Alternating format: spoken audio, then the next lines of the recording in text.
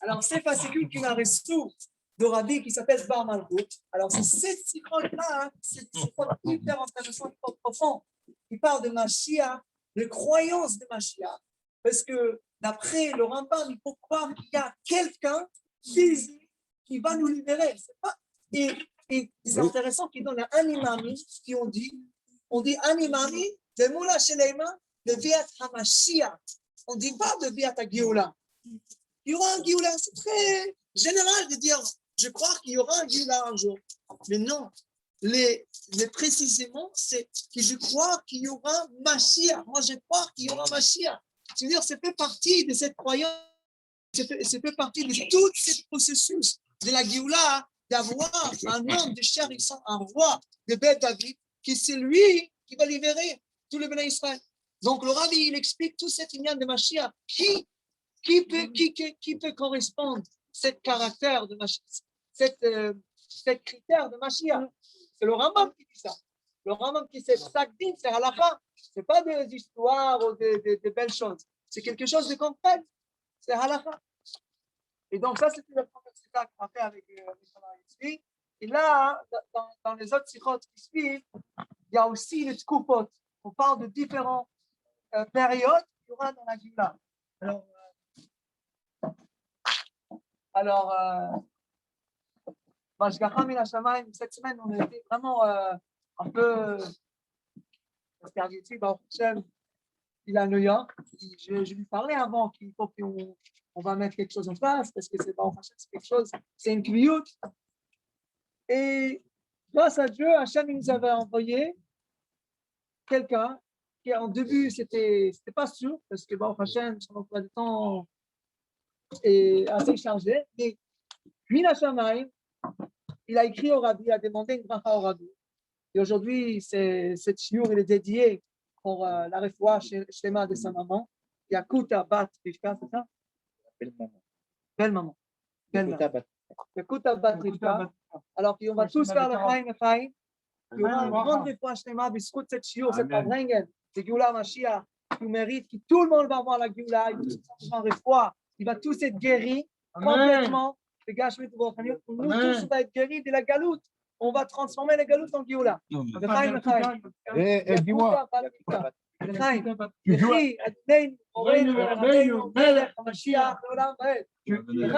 achètes un billet, tu fais l'auto. Et tu achètes un mais non. Hein, dis-moi. Tu achètes un billet. Hein, et tu ouvres un Bet Shabbat en Israël. Ils vont tous venir te chercher. Bonjour à tous. Bonjour à tous. Je vais commencer par remercier le premier mot d'un juif, c'est de remercier le Déani. Et le mot Yehudi lui-même veut dire Hoda, la reconnaissance. Donc, de respiration en respiration, on doit remercier Dieu et remercier ceux qui sont à l'initiative de cet heureux projet, au premier rang duquel Rav Argetti, qui a gentiment pensé à moi pour continuer dans cette série, quatrième cours. Donc, j'en suis très touché, très honoré. Et cette initiative qui va tellement bien que c'est difficile de remplacer. Mais le temps et notre époque ne nous permettent pas de philosopher. Voilà, nous participions à ce projet et le temps presse. Les épreuves sont difficiles et nous devons tous nous y mettre. Et c'est pour la raison pour laquelle je suis là avec vous pour essayer ensemble de parler de Mashiach et de Géoula. Alors, habituellement, on me connaît ces dernières années pour la campagne qui est faite autour de Rashi. Ceux qui ont lu le livre, 5 ans, savoir étudier Rashi de la Torah, savent qu'il y a un personnage qui est omniprésent, à part Rashi dans le livre, c'est le personnage du Rambam. Donc, je suis doublement heureux aujourd'hui de parler de Rambam. Et je me suis dit la chose suivante, c'est qu'on va essayer de mettre ensemble Rashi, Rambam et les lois messianiques et le regard du Rambam. Alors, au départ, tout va peut-être paraître sans rapport, mais j'espère qu'au bout de l'intervention, vous verrez tout comme une parfaite unité dans tout ce qui sera dit, en espérant ne rien égarer. En tout cas, c'est le rôle du livre, et on voit le monde de manière apparente très morcelé, très désordonné et très désaxé. Et puis, le rôle du juif est de remettre de l'ordre dans tout ça et de clamer l'unité qu'il y a dans le monde. Alors, je vais commencer par Rachi. On continuera avec Rambam, les lois messianiques, et puis tout ce sujet de la vérité. Alors, vous savez que un des éléments que le regard de Rachi a apporté dans le commentaire de Rachi, est le suivant, et il n'est pas des moindres. C'est un élément tout à fait remarquable, si bien qu'on peut dire que avant cette approche et après cette approche, le commentaire de Rachi n'est plus le même. Alors, je veux parler de quoi? Vous savez que dans l'approche classique, on considère que Rachi est une sorte de compilation des paroles des sages, de la Torah orale. Et donc, au gré des versets, des difficultés, Rachi met par-ci, par-là, des commentaires extraits du Midrash, du Talmud, et d'une manière générale, des paroles de la Torah orale. Avec le Rabbi, il y a une grande tournure sur le sujet.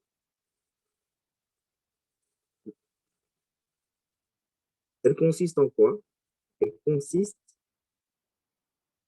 à dire que Rachi n'est pas juste une compilation des commentaires de la Torah orale pour nous expliquer le sens des versets, mais que Rachi est un commentaire qui vient expliquer toutes les difficultés du sens littéral. Et je mets le mot toutes les difficultés, et particulièrement le mot toutes, en avant et en relief. Si bien que le commentaire de Rachi, il a un rapport avec le tout, avec le col. On verra tout à l'heure pourquoi et qu'est-ce que ça fait, qu'est-ce qu'il ressort de tout ça. Mais déjà de le dire, c'est quelque chose d'absolument exceptionnel. De dire qu'un commentaire comme celui de Rachi vient répondre à toutes les difficultés du chat. Comment le Rabbi le dit-il? Il le dit, lui, par une phrase qu'habituellement, les uns ou les autres utilisent pour montrer la modestie de Rachi. Vous savez, Rachi, à plusieurs reprises dans son commentaire, dit « je ne sais pas » ce que vient nous enseigner cela. Et bon, habituellement, dans le discours que l'on entend, dit « regardez, Rachi, sa grandeur, combien il est modeste, avec tout son savoir, il trouve le moyen de dire je ne sais pas ». Alors, bien évidemment, c'est une leçon qu'il faut retenir, mais on n'imagine pas que c'est une leçon voulue par Rachi. Parce qu'un maître qui vient enseigner et dire « regardez combien je suis modeste », il y a déjà un problème sur la leçon. Donc, la vraie leçon que vient nous enseigner Rachi, elle nous est éclairée par le Rabbi. Rachi vient dire « je ne sais pas », et qui vient nous signaler qu'il y a une difficulté dans le texte. Et malgré tout, il ne sait pas y répondre. Et alors, si vous prenez le Likutei Sichot, le tome 5 de He, et en fait, le premier des tomes où le Rabbi initie toute son approche sur le commentaire de Rachi, à la première page, vous allez voir à la deuxième note que le Rabbi donne un exemple et il dit voilà, quand Rachi dit je ne sais pas, vous pouvez aller le voir dans le Talmud, dans son commentaire sur le Talmud, il donne des explications. Ce qui est très étonnant. Alors, ici, oui, c'est pas. A priori, dans le Chumash et donc dans la Torah, il dit je ne sais pas. Et quand on lorgne du côté du Talmud, voilà qu'il livre des explications. Alors, de manière magnifique, le Rabbi, on déduit que la chose suivante, c'est que le commentaire de Rachi dans le Talmud n'a rien à voir avec le commentaire de Rashi dans la Torah. Ils n'ont pas les mêmes ambitions. Dans le commentaire de Rashi sur la Torah, il vient expliquer le sens littéral des versets. Comme il le dit lui-même, Bani Lobati la Lixuko Shamipra. Dans le commentaire du Talmud, il va vers l'orientation générale du Talmud qui est d'expliquer le drash de la Torah. Dans le Talmud, on analyse, on va chercher les sens qu'il y a derrière en comparaison un verset avec un autre. On est d'Oresh. On est dans le troisième niveau de la Torah, essentiellement. Alors que dans le commentaire de Rashi sur la Torah, on est avec lui dans le premier niveau de la Torah, le sens littéral, le premier sens qui jaillit des versets. Et alors, du coup, quand Rashi dit je ne sais pas, dans le commentaire de la Torah, il veut juste dire par là qu'il n'a pas d'explication sur le sens littéral à livrer. Par contre, les explications sur un plan drashique, sur un plan d'analyse qui ne correspond pas aux règles du sens littéral, là, il a des explications à donner. Et c'est la raison pour laquelle, dans certains endroits, il va donner une explication dans le Talmud, parce que là, il a des explications d'un troisième niveau à livrer, alors que dans le commentaire de la Torah, il n'a pas d'explication littérale à donner. Et c'est ici que cela signifie, je ne sais pas. Alors, voilà. Et alors là, le rabbi donne quelque chose d'extraordinaire là-dessus. Il illumine complètement le commentaire. C'est qu'il nous fait remarquer que Rashi a quand même pris le soin de dire « je ne sais pas ». Je ne sais pas, ça veut dire qu'il veut nous souligner qu'il y a une difficulté. Et donc là, ça veut dire que Rashi a pris soin dans tout son commentaire de la Torah de signaler toujours là où il y avait une difficulté. Ça veut dire que quand il n'intervient pas, il n'y a pas de difficulté ou que la difficulté peut se résoudre facilement et que le lecteur ou l'étudiant peut résoudre lui-même la difficulté. Et donc, ça donne un commentaire qui a une dimension complètement exhaustive. C'est-à-dire que ce n'est pas juste un commentaire qui, parfois, vient expliquer des difficultés, mais c'est un commentaire qui, tout le temps, vient expliquer les difficultés. C'est quelque chose d'irrationnel parce que comment arriver à comprendre qu'un maître puisse livrer un commentaire qui vienne expliquer toutes les difficultés qu'il y a dans le texte. C'est rationnellement pas possible. Et on comprend pourquoi peut-être, eh bien peut-être, Rashi, comme nous le dit Maran Hida dans son livre qu'il consacre aux biographies des maîtres d'Israël, il nous dit que Rashi, avant de faire son commentaire sur la Torah, a jeûné 613 jeûnes. Ça veut dire, en équivalent, 613 jeûnes, c'est à peu près 2 années, ce qui est considérable. Et on comprend pourquoi Rabbi Newton, son petit-fils, a dit un commentaire comme celui de mon grand-père sur le Talmud, je peux le faire, mais un commentaire comme celui de mon grand-père sur la Torah, ce n'est pas dans mes capacités. C'est-à-dire que, bien évidemment, on sait que sans commentaire de Rashi sur le Talmud, c'est connu que le Talmud serait fermé. On ne peut pas imaginer une étude du Talmud aujourd'hui sans commentaire de Rashi. Mais alors, on est vraiment dans le trésor des trésors avec le commentaire de Rashi. C'est-à-dire, ça va encore plus loin. Et le commentaire de Rashi, il est un peu comme le cantique des cantiques, le Shir HaShirim de Rashi, Asher Shlomo, parce que Rashi s'appelle Rabbi Shlomo. Alors, ici, donc, le Rabbi donne au commentaire de Rashi une dimension du kol, du tout. C'est extraordinaire parce que avant ça, comme je vous le disais, Rashi, on le voyait comme une sorte de compilation. Bon, j'ai une difficulté, bon, Rashi, il n'a pas répondu à ça, ben, c'est pas grave. Et alors, du coup, on a du coup un rapport du kol, du tout, de l'unité, de la globalité dans le commentaire de Rashi. Ce qui est extraordinaire, maintenant on bascule avec Rambam, c'est que Rambam, lui aussi, il a ce rapport avec le tout, avec la globalité. C'est connu quand la campagne de Rambam a commencé en 1984 pour l'étude du Mishneh Torah, il y a eu des critiques. Comment ça? Le commentaire de Rambam c'est un commentaire pour les grands experts. Et depuis des siècles, Rambam s'étudie, c'est les Rachei Yeshivot, c'est les directeurs d'académie qui étudient Rambam.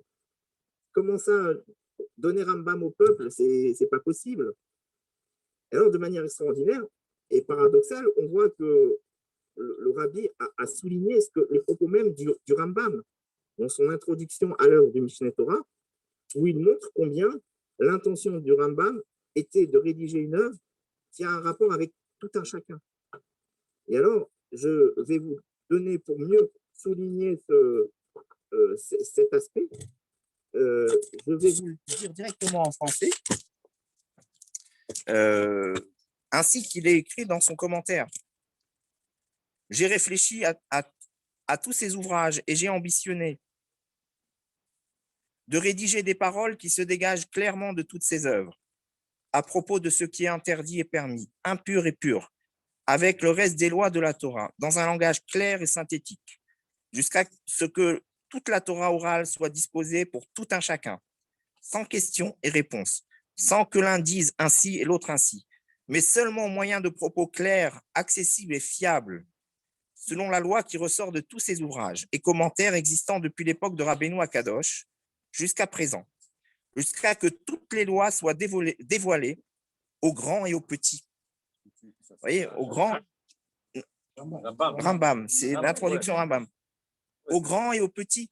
Alors, ce qui est étonnant, c'est qu'avec l'histoire, le Rambam, on a l'impression que c'est pour les grands, mais c'est pour le petit et pour le grand. Le Rambam le dit lui-même. Selon la règle de chaque précepte et conformément à toutes les dispositions instituées par les sages et les prophètes. Le principe étant que la personne n'ait besoin d'aucun autre ouvrage dans le monde pour une loi parmi les lois d'Israël, hormis cette œuvre qui réunira en elle toute la Torah orale. Et là, je remets un accent sur le mot toute. Kol la Torah. Kula.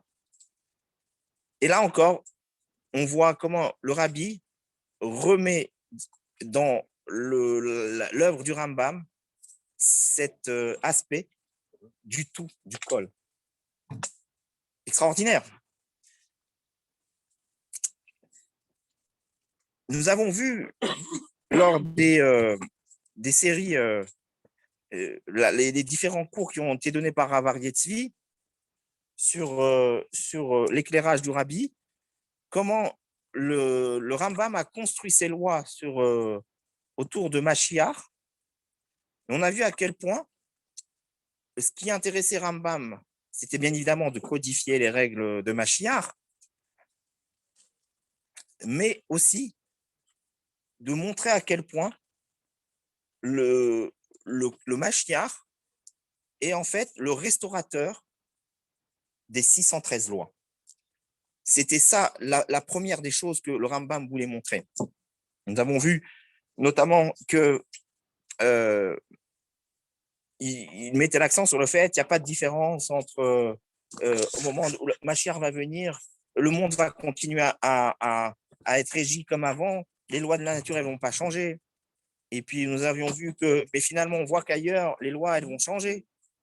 Et on se posait la question, mais comment ça se fait? Comment Rambam peut dire que les lois elles vont pas changer alors qu'on voit dans d'autres endroits, sources de la Torah, que les lois elles vont changer?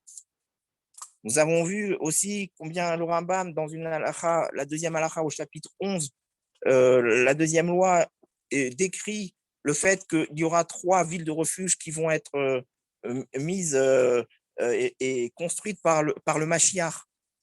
Et en fait, toute la clé à tout ce questionnement est le fait de voir et de définir le Mashiach comme celui qui va restaurer les 613 mitzvot. L'ensemble des 613 mitzvot, puisque au moment où Mashiach va intervenir, il va reconstruire le Beth Amikdash, et donc il va nous permettre de réaliser toutes les mitzvot qui sont afférentes au Beth Amikdash, et puis jusqu'à reconstruire les fils refuges, qui est en fait la seule mitzvah qui attend l'avènement messianique, puisque aujourd'hui, et c'est ce qui est extraordinaire dans cette mitzvah, c'est la seule parmi toutes les mitzvot de la Torah dont il faut attendre la venue du Mashiach pour pouvoir réaliser et l'accomplir. Et alors, du coup, on voit tout de suite, encore une fois, ce rapport avec le tout. C'est-à-dire que le Rambam a ambitionné une œuvre qui résume toute la Torah orale, les 613 lois. À la fin de cette œuvre, il parle de Mashiach et il nous le présente comme étant le restaurateur de ces 613 lois. Et donc, voilà encore une fois la personne de Mashiach qui a un rapport avec le tout, le kol. De manière merveilleuse, si je reviens à Rashi, on a peut-être certains d'entre vous ont en tête ce Rashi qui se trouve dans le livre de Bamidbar, à la Parashat Rukat, chapitre 21, verset 21, c'est facile à se rappeler de manière mémotechnique. Ve'anasi wakol. Le nasi, le chef, c'est le tout. Alors maintenant, ça prend un éclairage nouveau. C'est-à-dire que finalement, le tout, c'est en fait tout ce qui est en rapport avec l'ADN messianique. Et on comprend maintenant que le commentaire de Rashi, que le commentaire du Rambam, et que tous ceux qui œuvrent pour le tout sont exactement dans la trempe de ce qui est l'œuvre du Mashiach. Et donc, quand on étudie le commentaire de Rashi, on est en train de participer à l'œuvre messianique, puisque c'est une œuvre qui explique toutes les difficultés de la Torah. C'est l'œuvre qui est consacrée à la Torah écrite. On passe au Rambam, comme le Rambam le dit lui-même, il n'y a plus qu'à passer de la Torah écrite à ce livre, le Mishneh Torah, et alors on connaîtra toute la Torah orale. La Torah orale qui va, dans les 1000 chapitres du Mishneh Torah, nous expliquer les 613 lois. Et donc, quand on se met à étudier le Rambam, on œuvre de manière éminente à la venue de Mashiach. Et alors, l'occasion est opportune de rappeler la manière d'étudier cette œuvre du Rambam qui, dans sa manière de vivre, le Rambam a un rapport avec le tout. Et alors, on a plusieurs façons d'étudier ce tout, toute cette Torah orale. On a, on va dire, la manière la plus ambitieuse, ou en tout cas une qui n'est pas réservée pour tout le monde en fonction du temps, c'est d'étudier 3 chapitres tous les jours. Pourquoi pas? Il y en a beaucoup qui le font, et c'est jouable, et en une année, on y arrive. Il y a une deuxième manière, c'est d'étudier un chapitre par jour. Et en environ quasiment 3 années, on y arrive. Et puis, il y a une troisième manière, plus light, c'est d'étudier le Sefer HaMitzvot du Rambam, où on a une vision des 613 mitzvot quand on a parcouru tout le Sefer HaMitzvot. Et donc, d'une manière ou d'une autre, quand le rabbi lance cette campagne en 1984, il nous met en lien avec le tout, avec le kol. Et donc, je suis ravi ici de pouvoir parler de ce kol parce que dans une école qui justement a dans son ADN le tout. C'est une école où on ne s'occupe pas que de l'élite des enfants qui intellectuellement ont les plus gros potentiels. On s'occupe du petit comme du grand ici. On ne s'occupe pas que des enfants qui habitent juste à côté. On s'occupe des enfants qui sont de toute la région parisienne et peut-être même au-delà. Et donc, quand on œuvre pour le tout, on est exactement dans ce projet messianique. Et ainsi, quand on travaille dans l'unité, pour faire en sorte que les uns et les autres soient liés, alors exactement, on est dans cette même ADN messianique que je décris depuis tout à l'heure. Et donc, la caractéristique de reconnaître tout ce qui est lié à Mashiach, c'est le kol. Dès que vous voyez qu'il y a cette notion du kol qui intervient, alors vous pouvez comprendre que là-dedans, il y a l'ADN de Mashiach qui agit. Et alors, du coup, comme on le sait, c'est qu'on a cette étincelle, chacun d'entre nous a cette étincelle messianique, comme c'est dit dans les livres de Chassidut. Et alors, comment on l'active? Justement, on l'active en s'attachant à celui qui représente le tout, le Nasi Ador, et puis on l'active quand on travaille pour le tout. C'est-à-dire, on ne travaille pas juste pour une élite, pour quelques personnes, pour un domaine réservé, mais qu'on travaille à unifier tout le monde. Et alors, de manière très belle, je vais citer les mots du rabbi quand on lui a posé la question suivante. Et je vais le laisser directement lui poser la question dans ses mots en français directement. Hein. Vous pourrez trouver, je donne la référence, c'est dans le Likutei Sichot, tome 2. Il est dit la chose suivante, et c'est dans l'Adenda du Dishvat. On m'a interrogé pour savoir en quoi se distinguait le niveau du rabbi par rapport au grand d'Israël. Donc ça, c'est le rabbi encore qui parle de son beau-père, le frère des cœurs répés. Et j'ai répondu que pour chacun des grands, il y avait un sujet particulier qui était l'objet de sa préoccupation, alors que le rabbi s'est occupé de tous les sujets. Et encore une fois, je souligne le mot « tous ». Vous voyez le col qui réapparaît. Depuis les plus élevés, comme la divulgation des secrets, l'enseignement de la chassidoute, jusqu'aux sujets les plus simples, comme la mise des téphilines, Shabbat, de même que les affaires matérielles. Et pour tout, il était investi de toute son essence. Voilà, donc quand on œuvre pour pouvoir unifier le tout, là, on est exactement dans ce sujet de Mashiach. Et on le voit aussi dans tous les sujets qui ont été réveillés par le rabbi, ce sont des sujets unificateurs. Alors, on l'a vu avec Rashi. Le rabbi, pendant 25 ans, a donné et exposé des sirotes merveilleuses pour nous éclairer sur le commentaire de Rashi, un commentaire qui s'occupe de toutes les difficultés de la Torah. Il nous a éclairé et il nous a demandé d'étudier le Rambam, qui est en fait l'étude qui unifie tous les juifs à toute la Torah orale. Et dans tout ce qu'il a fait et tout ce qu'il continue à faire dans le monde, c'est toujours en rapport avec le tout. Si on prend par exemple le sujet des 4 enfants du Seder de Pessah, jusqu'à encore quelques années, on voyait que 4 enfants à la table du Seder. Parce que c'est normal, c'est ceux qui sont indiqués dans la Gada.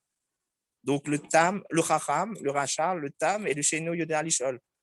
L'intelligent, un peu le fils rebelle, le simplet, puis celui qui ne sait pas poser de questions. Et puis apparaît, avec le rabbi, un nouveau, de son éclairage, un nouvel enfant. En tout cas, c'est pas qu'il apparaît, cet nouvel enfant avec le rabbi, c'est que c'est l'exil qui le fait apparaître. Le rabbi ne met que le regard sur lui, comme pour le ramener. C'est l'enfant qui n'est même pas autour de la table, c'est le 5e enfant.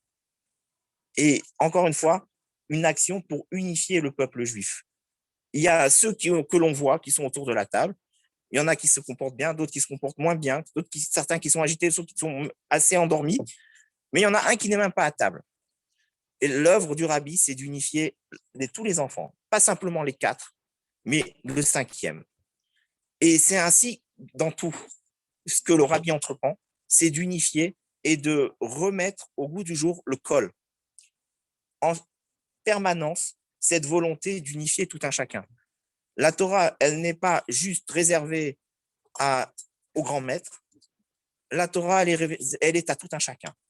Et le rabbi, tout au long de son leadership, n'a rien fait d'autre que de restaurer la Torah à chacun des Juifs. Et de leur dire, ne croyez pas que la Torah, elle se trouve juste entre les mains de quelques personnes. Chaque Juif peut avoir l'ambition, et parce qu'il a ce lien intrinsèque avec la Torah, peut justement prendre ce rapport avec lui et faire en sorte de chérir cette Torah et d'y accomplir toutes les mitzvot. Alors, il nous reste à nous souhaiter, je ne sais pas, je pense qu'on est dans les temps, il nous reste à nous souhaiter, en conclusion, de travailler dans ce projet de l'unification, parce qu'on sait maintenant que c'est comme ça qu'on travaille pour faire venir Mashiach. On peut le faire de diverses manières. On l'a dit tout à l'heure, on a l'étude de Rashi, on a l'étude du Rambam, on a étudié les lois messianiques en particulier, qui ont été codifiées par le Rambam, qui est le seul livre qui a codifié les lois sur Mashiach. On a le Ahavat Israël, qui en quelque sorte résume toute la Torah, puisque quand on s'occupe de son prochain, eh ben, on s'occupe de la créature de Dieu. Et quand on s'occupe de la créature de Dieu, on s'occupe de Dieu. Et on inclut tout le monde là-dedans. Et donc, dans ce travail d'unification, chacun sait ou peut, il y a beaucoup de choses à faire. Et toutes les formes peuvent exister, coexister. On n'a plus qu'à travailler. Le temps presse. Mashiach arrive. Et puissons-nous avoir tous cette part dans cette œuvre, puisque la seule explication possible pourquoi Mashiach, du retard de Mashiach, c'est pour que tout un chacun, nous participions à cette œuvre et que nous arrivions à réactiver en chacun de nous cette étincelle messianique pour que tous ensemble, nous fassions venir Mashiach Tzidkenu, Bimera B'Yamin, Amen, Ken Yirah Tzadok. Amen, amen. Grand Yashar Koach, Harav Daniel Toledano et tous les participants qui sont là aujourd'hui et tous les autres dimanches. On rappelle que Bezrat Hashem, on va continuer. On est là, Bezrat Hashem.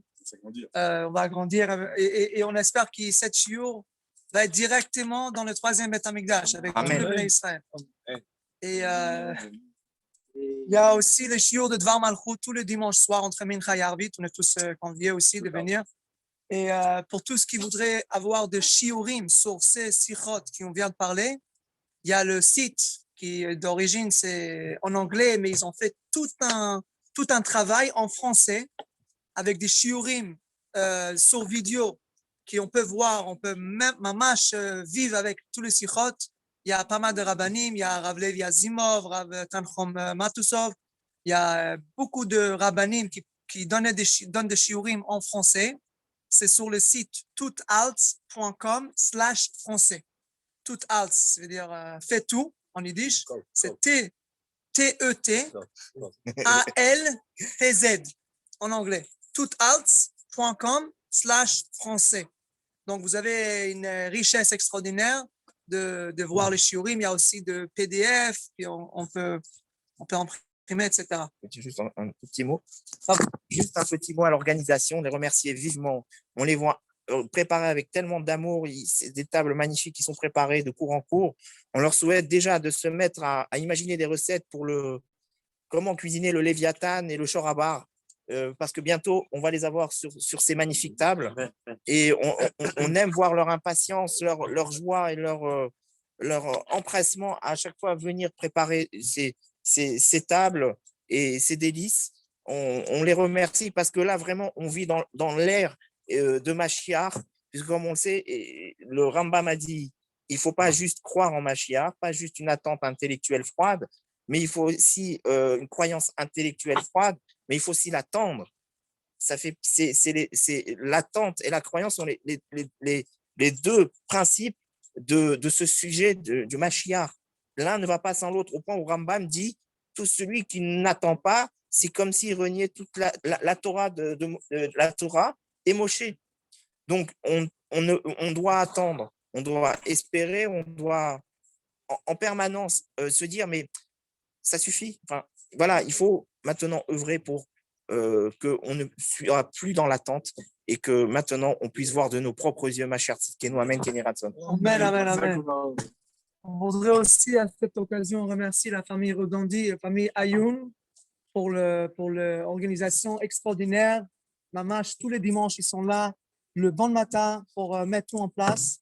Donc, un grand chazak Yashar Koach. Et voilà, on a terminé le partie formale. Maintenant, on peut directement aller avec le nouage et le Farbringen.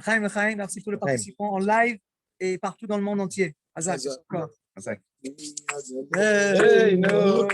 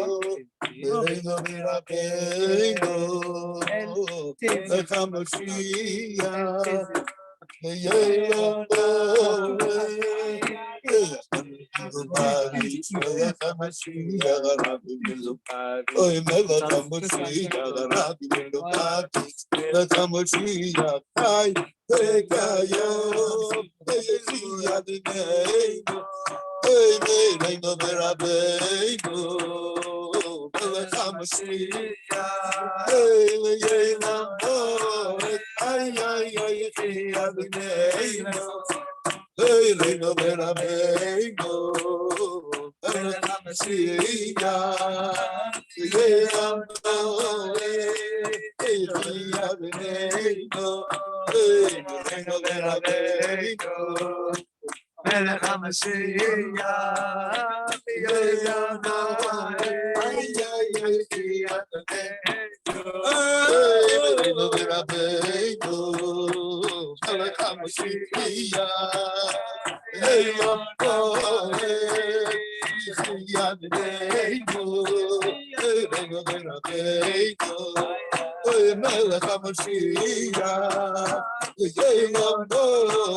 ay, ay, ay, Adonai, Merino, Merabeno, Melech HaMashiach, Yeimano, Adonai, Merino,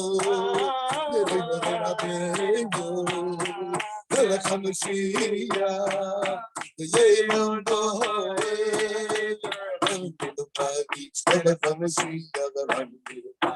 Melech HaMashiach,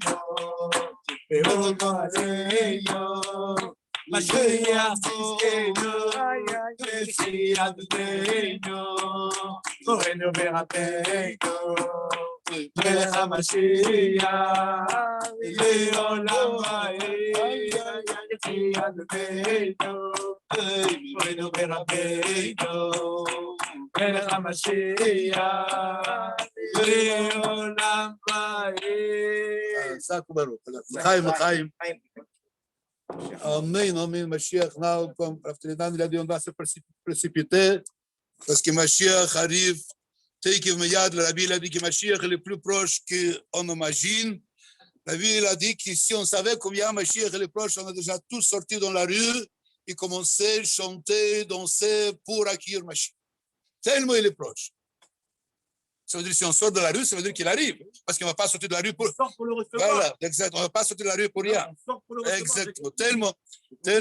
Tellement il est proche. Tellement il est proche. Voilà. Alors, pour peut-être ajouter, comme on est dans la Farbringen, alors, pour ajouter, pourquoi mettre le Rambam, comme il parle de Mashiach, alors il dit qu'il y a deux choses par rapport à Mashiach que nous, on doit avoir dans le quotidien. Deux choses. D'abord, croire à la venue de Mashiach, Emouna, croyance. Croire que Mashiach, sûr et certain qu'il va arriver, malgré la sécurité qu'il y a, malgré tout ce qu'on va, tout le brouillard, exactement. Alors, on est sûr et certain que Mashiach va arriver. Deuxième mot, on doit attendre Mashiach. Et ne me le biato. On doit attendre Mashiach. On est obligé d'attendre. Si quelqu'un qui n'attend pas Mashiach, il s'appelle un kofar, qui ignore qu'est-ce qui est marqué dans la Torah et qu'est-ce que Moshe Rabbeinu nous a transmis. Qu'est-ce qui, ou il n'entend pas, ou il ne croit pas. Alors, quand on parle un petit peu de Chassidut, alors, croire Mashiach, parce que c'est celui qui va venir, alors un juif, comme il doit croire dans tout ce qui est marqué dans la Torah, pourquoi attends Mashiach, on a parlé un petit peu. Tellement c'est important, quelqu'un qui croit, il n'attend pas. Attends, ça veut dire qu'il choitera, qu'il vit nos kolayom, ça veut dire, on dit dans l'Amida, on parle l'Amida, on dit qu'il choitera, à ta Yeshua, de Mashiach, à ta délivrance, qui vit nous, on espère toute la journée. Attends, ça veut dire pas attendre quelques heures par jour, quelques heures par jour. Qui vit nous, ça veut dire qui vit nous, pas on espère, c'est encore plus qu'attend. Ça, espère que tout à fait, c'est plus qu'attend. Alors, Rafrido, dans une qui parle de Mashiach, alors il dit qu'il s'est marqué הצמח דוד עבדך במהרה תצמיח וקרני תרום בשועתך qui le châtra, qui vit nos kolayom. On demande à Kadosh Baruch Hu, qui déjà fait révéler Mashiach, bimheir tasmiach, de la façon comme en vitesse, rapidement, qu'on voit la Géoula. Et la réponse, elle est pourquoi, quelque part, on mérite la Géoula, qui le châtra, qui vit nos kolayom, parce qu'on espère toute la journée, pour cette venue de la Géoula de Mashiach. Alors, Alfredo, il demande, mais quel rapport? Si on a dit à Kadosh Baruch Hu, nous, on a déjà fait tout ce qu'il y a à nous à faire pour préparer le monde, pour se préparer tout seul, pour Mashiach, et mettons le monde, il est prêt. Alors, amène-nous Mashiach déjà, parce qu'on a méritons déjà, on a accompli nos devoirs. Ça, je comprends. Mais qui le châtra, qui vit nos kolayom, il va mahir et tatsmiach, qui le châtra, qui vit nos kolayom. Quel rapport? Parce que j'espère toute la journée pour Mashiach, c'est pour cela qu'il va se précipiter pour amener Mashiach. Il ne parle pas de notre mérite. Parce que je crois, parce que j'attends, parce que j'ai mon espoir toute la journée. Alors, Rafkeda, il a dit oui, justement. Si un juif, même qui n'a pas d'autre mérite, pour amener la Géoula, il n'a pas beaucoup de Torah, il n'a pas beaucoup de mitzvot, etc., mais il attend toute la journée, seulement grâce à cette mérite-là, Akadosh Baruch Hu, il va nous amener Mihera en vitesse, en rapidité, Mashiach. Tellement ton Mashiach, il est important. Alors, ici, on fait une petite analyse, Eliyahu. Pourquoi la ton Mashiach, il est tellement important? Pourquoi? Parce que ça ne veut dire pas que j'attends. Oh, j'attends, ça veut dire parce que je souffre de cette situation dans laquelle je vis dans le galoute. Brouillard, voilà, c'est tout lié. Cette brouillard, cette monde mensongère, etc. Alors, et comme je souffre, et je sais que Mashiach va m'amener la délivrance totale, Chazak, de toutes les brouillards, de toutes les souffrances. Dieu va se révéler pleinement. Et chacun va être lié en direct avec la source, sans contraction, sans valement, la Géoula. Et ça, c'est la Géoula. La Géoula, elle est la révélation totale d'Akadosh Baruch Hu. Et comme j'ai un petit peu d'Avat Israël pour moi-même, un petit peu d'Avat Israël pour mon entourage, comment je peux rester tranquille en sachant que Mashiach n'est pas encore là? Et spécialement comme le Rabbi il a dit que Mashiach est vraiment tellement proche, que si on savait combien il est proche, etc. Alors comment je peux continuer encore un jour, encore une heure, encore une semaine, continuer et pas être empreigné avec cet espoir que Mashiach est obligé de venir tout de suite, et demander, et prier, et faire, rajouter. Ça, c'est pour accélérer la venue de Mashiach. Tout à fait, pour accélérer la venue de Mashiach. Et c'est pour cela que c'est tellement important dans ton Mashiach d'espérer, vraiment de regarder tout que la Bible a dit.